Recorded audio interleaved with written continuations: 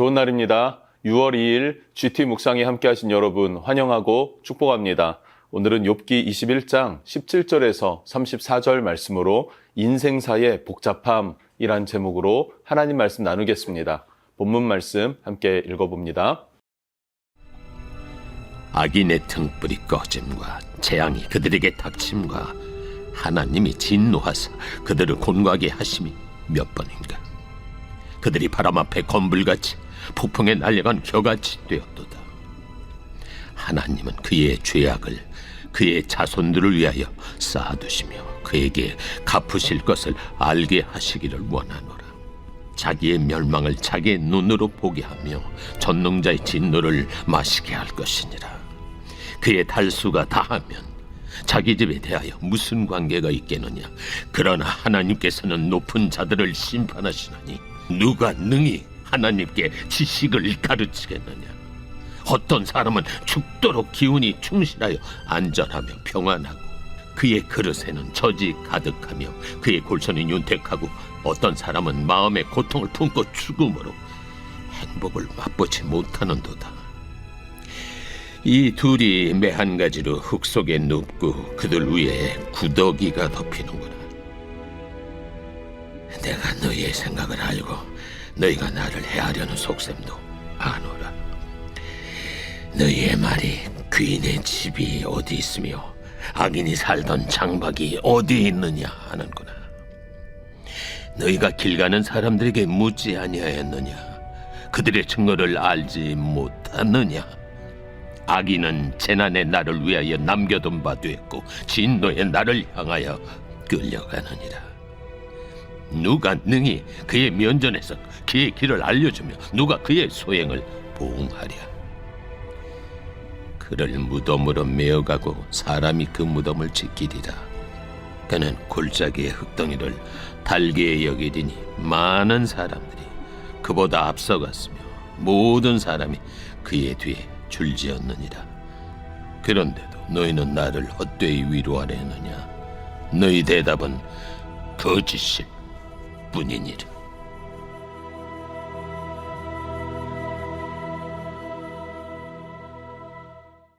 자, 오늘 17절부터 21절까지의 말씀을 보면 욥은 친구들에게 권선징악, 인과응보 이런 뿌린 대로 거둔다라고 하는 식의 판단이 모든 인생사에 적용될 수 있겠나라고 하면서 너의 현실들을 주변 사람들을 한번 돌아봐라 라고 말하고 있습니다. 17절, 18절을 보니까요. 악인이 등불같이 꺼짐이 있었나? 재앙은 있었나?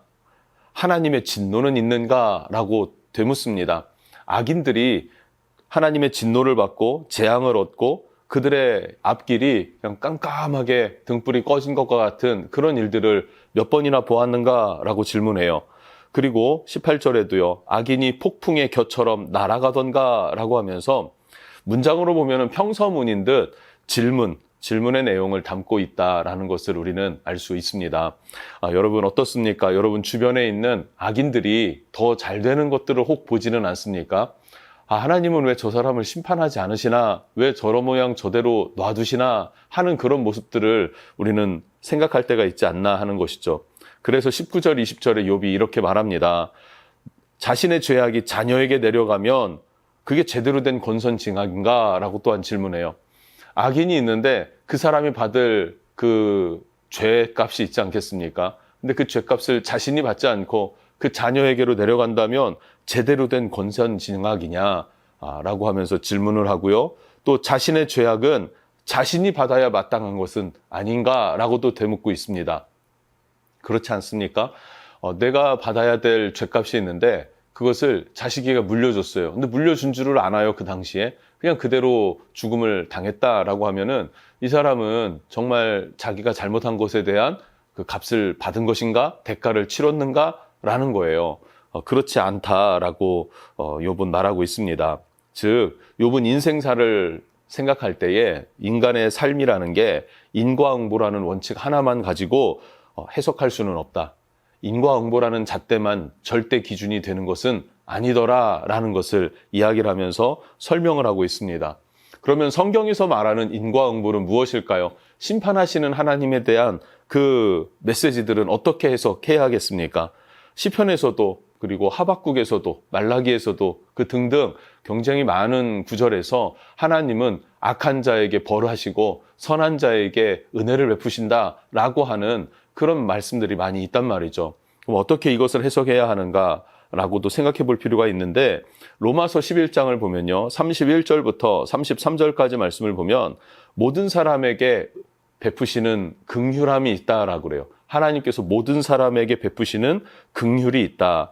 이것을 일반 은총이라고 불러요. 일반 은총. 악인이든 선한 사람이든 동일하게 햇빛을 비추시고 호흡할 수 있게 해주시고 그리고 그에게도 기쁨과 슬픔과 이 모든 희로애락을 느낄 수 있는 은혜를 베푸신 것이 하나님이십니다. 그래서 이것을 일반 은총이다라 그래요. 그럼 하나님은 왜 악한 자에게도 햇빛을 비추실까요? 악한 자는 그 위에 먹구름이 그냥 늘상 따라다니게 하면은 악한 짓을 안 할 텐데 말입니다. 그런데도 불구하고 그들에게 은혜를 베푸시는 이유는 은혜 베푸시는 하나님을 기억하고 돌아오도록 하나님께서 기회를 주시는 것입니다. 가장 큰 목적, 핵심은 기회를 주는 거예요. 구원의 기회를 주는 것입니다.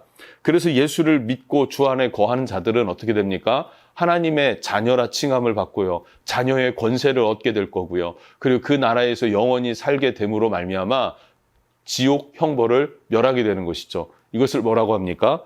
특별 은총이라고 합니다. 특별 은총. 특별 은총 가운데로 부르시기 위해서 일반적인 은총을 베푸신다. 우리에게 허락하셨다 하는 것을 로마서에서 사도 바울이 말하고 있습니다. 그러면서 하는 말은 이 깊은 하나님의 지혜, 우리를 구원하고 우리에게 은혜를 베푸시는 이 하나님의 깊은 지혜와 넓음을 우리는 다 깨달을 수 없다, 헤아릴 수가 없다. 그런 존재가 사람이다 라고도 말하고 있습니다.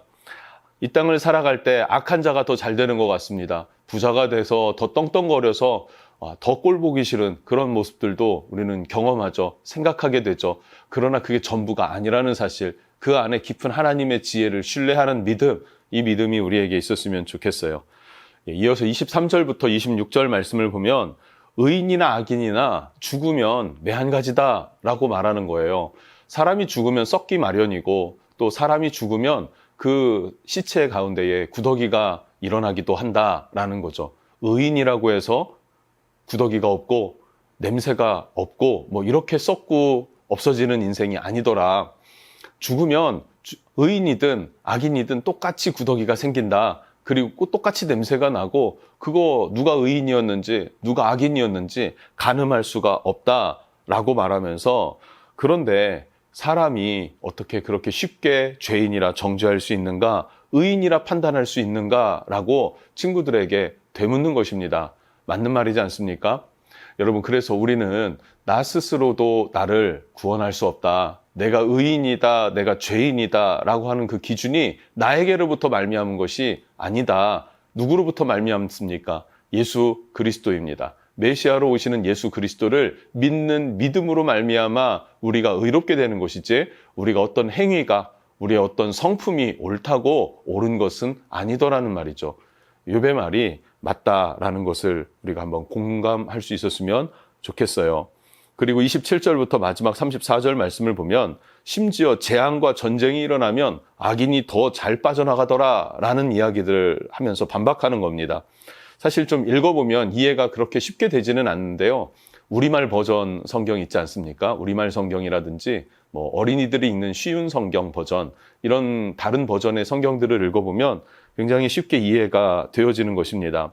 실제로 그렇지 않습니까? 재앙이 임하면 가진 자들이 권력을 갖고 재정을 갖고 있는 사람들이 더 잘 빠져나가고 더 유유히 살아남게 되는 것 아닌가 하는 것이죠.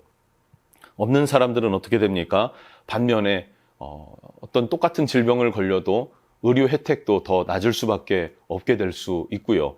이런 게 현실이지 않는가 하는 것이죠.